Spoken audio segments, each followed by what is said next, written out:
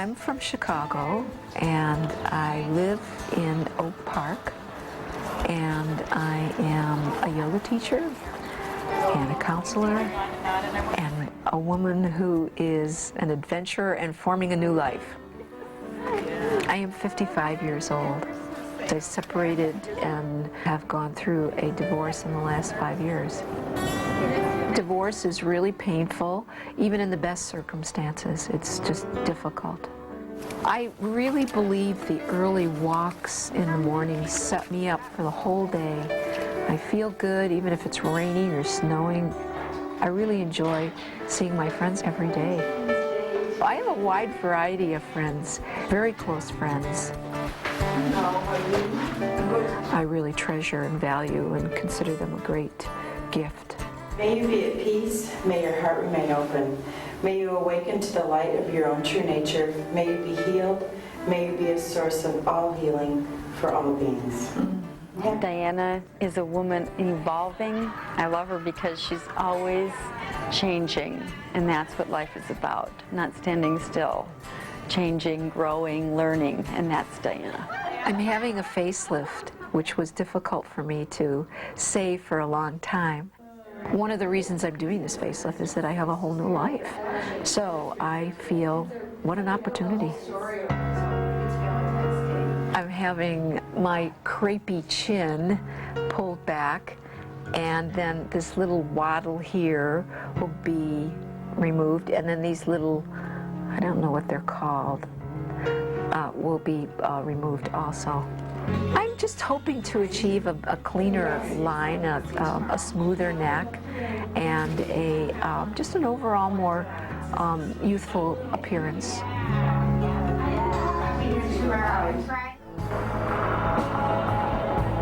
I have been practicing yoga approximately 24 years.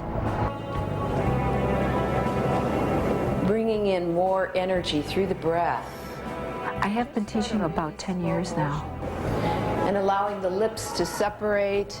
I love teaching people to feel their bodies, to be in their bodies in a different way, and to acknowledge their spirits. Pinching back, opening up your heart. I love it when my children are in the yoga class. It's just great to see your children in lots of different ways, so I really enjoy it. When I'm in the class, sometimes she gives me special attention. Sometimes I feel a little silly because she'll point me out about 500 times. My mom's yoga classes are pretty relaxing. It usually kind of gets me in the mood to work out more. Other holistic practices that I have in my life include just meditating, eating right, exercising, living my life in a mindful way. The dichotomy of me being a natural, yoga woman and getting a facelift. Yeah, I struggled with it. I have to say I love the word and. And why not? And why not be all I can be? And I have this new life. Why not have a new chin too? I really treasure being a mother, and I think I have the greatest kids around. Grant and I, we've always loved puzzles. Ever since the children were really young, we've done a lot of puzzles, and I love working puzzles together. When I look at my mom, I see someone who's strong, self-driven, someone that can take on just about anything. Actually, I've been thinking about this surgery for probably the last 2 or 3 years. Each year, I think about it a little bit more. A friend of mine's mother, who was 70, had this done, and I thought, oh, if she's 70 and having it done, why don't I have it done now and just be that much more ahead of the game? So what do you think? What do you think about this facelift thing? I'm curious. I don't know, I could see where you could use it,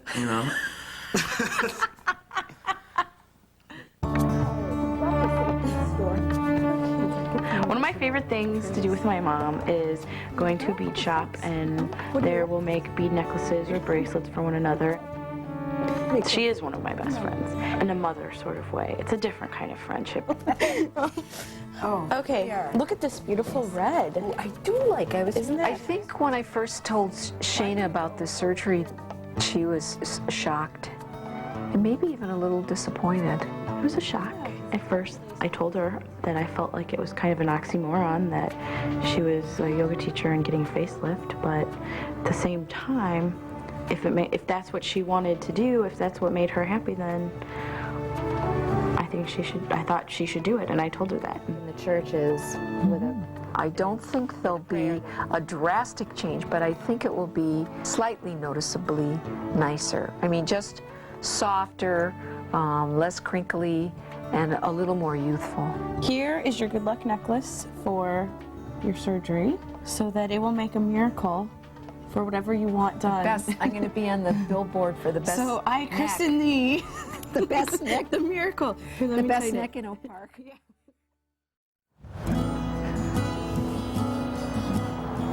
I met Dr. Epstein through his nurse, Debbie. Debbie's son, Peter, and my son, Grant, were hockey players. And so when you're a hockey mom, you sit in the stands and freeze and talk. And that's how I found my way to Dr. Epstein. Hi. Hi, I had an appointment with Dr. Epstein.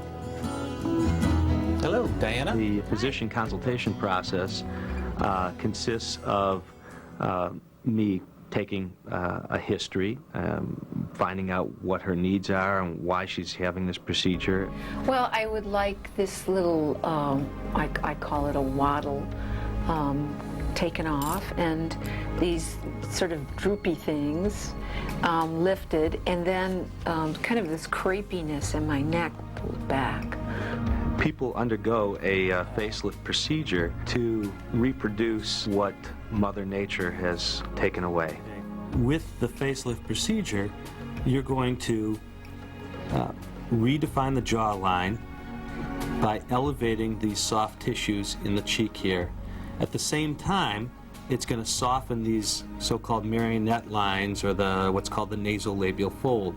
Thirdly, we will address what you have referred to as the waddle of the neck, and this is just some excess or redundant skin and looseness to the platysma muscle, which is the main broad flat muscle in the neck area.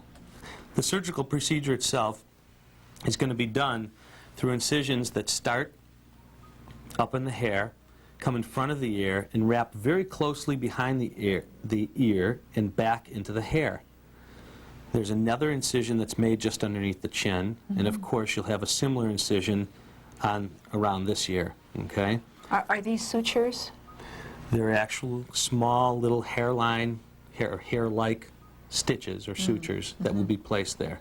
You will have a couple of skin clips that are placed within the hair itself. The incisions are designed this way so that the tension is placed in the hair-bearing area, both above and behind the ear on both sides, so that the surgical scars or the resultant scars from the incisions in front of the ear are barely noticeable. There are risks when undergoing a facelift procedure, like bleeding, infection, possibly even facial nerve damage. And green one, pink. The consultation went really well. I feel real full and real complete with all the information that I need. I feel confident I'm going to have a good outcome. I feel I have really good people on my team, and that's really important to me. I'm going to see my dad and tell him in person. He's 91. He lives by himself. He's plays chess with people 30 years younger than him and beats them. Now, the proper move is to stop me is to move over here. Oh, okay. When I tell my 91-year-old dad that I'm going to have a facelift, he'll say, "Honey, you don't need it. You look great just the way you are." Hey, Dad, I have a surprise for you. What is it? I'm going to get a facelift. I think you're a beautiful girl just the way you are. But you'll never hook the fish unless you hook out the kind of bait. I mean, for your age, you don't look a day over 65. Well, I think it's something that I'm going to move forward with, and actually I'm quite excited about. Good, good. Am I nervous about the surgery? Not at this moment. I think I might be a little tomorrow, but I really am not nervous about it at this moment. The toughest part of the surgery, I think, will be the uncertainty, even though they've covered everything, just the uncertainty of receiving anesthesia. All right, are you ready? I'm ready. The day is here, huh? Yeah. The preoperative markings are important to do before the surgery while the patient is upright and awake, because this gives me a sense of where her soft tissues and skin lie. When you're lying down flat and sleepy, things change, and so it's important to get a sense of where they are when she's upright. Nervous? Oh, I'm thinking maybe I should be nervous. Now, I'm going to use the red color to mark a couple of important landmarks that we want to stay away from. The blue color will be the extent of our dissection. And then finally, the green colors, the direction we want things to go in. Okay, you're all set. Okay, that was easy, wasn't it? Mm-hmm. In the operating room, we'll get you comfortable. Dr. Vargas or I will start the IV. He'll be putting on some monitors on you, and you'll immediately start to feel relaxed. Okay? Thank you. Okay. All right. Okay, my dear, we're ready for you. Okay. Okay. Now, we're going into the operating room. All right.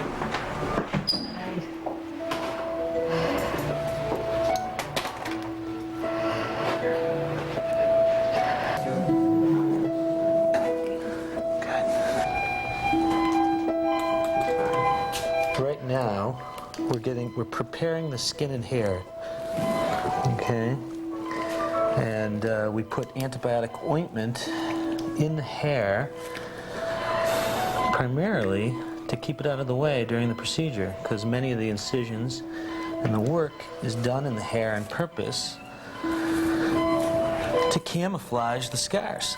The next thing I'm going to do is infiltrate the skin with a dilute local and epinephrine solution.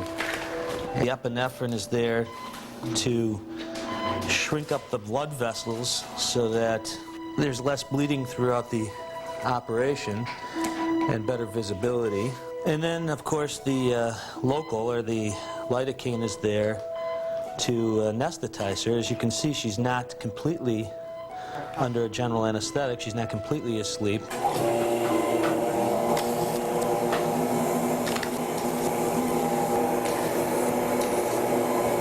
We've got the skin elevated up, and I'm lifting that platysma muscle, what she calls her turkey gobbler. Right now I'm elevating again skin and some fat up off of the cheek. Around the ear, a width of maybe 1.5 centimeters to 2 centimeters, believe it or not. The operation is designed really not so much to tighten up or to pull and remove a lot of excess skin, because the skin still has a lot of elasticity to it. What our real goal is here is to lift the structures of the face, some of the musculature and the soft tissues underneath the skin, and allow the skin to sort of re-drape over the top of those lifted elements. So we're just putting in the final few stitches.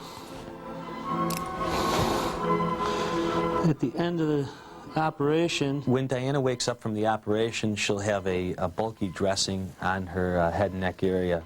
The purpose of that is to apply some gentle and even compression in all locations to reduce the risk of bleeding and excessive swelling after the procedure.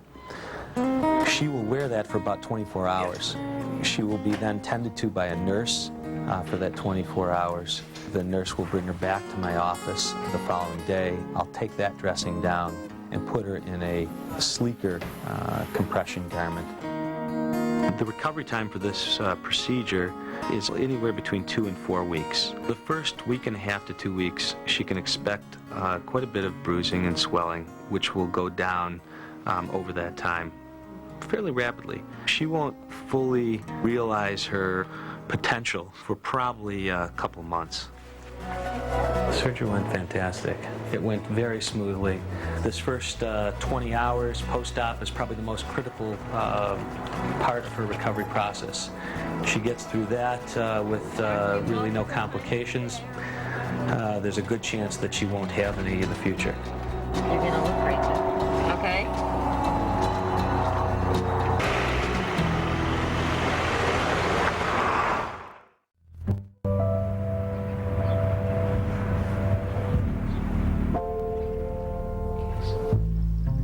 I don't think that the recovery process was hard at all. I just felt incredibly tired and didn't have much energy. The anesthesia, it's difficult on your body. In regards to pain, there was really not much pain at all. I would say it was more of a very uncomfortable feeling behind my ears. As the stitches started to heal, a real tightening behind my ears, growing very uncomfortable. How's the patient? Hi, good morning. How you doing? All right. How was your night?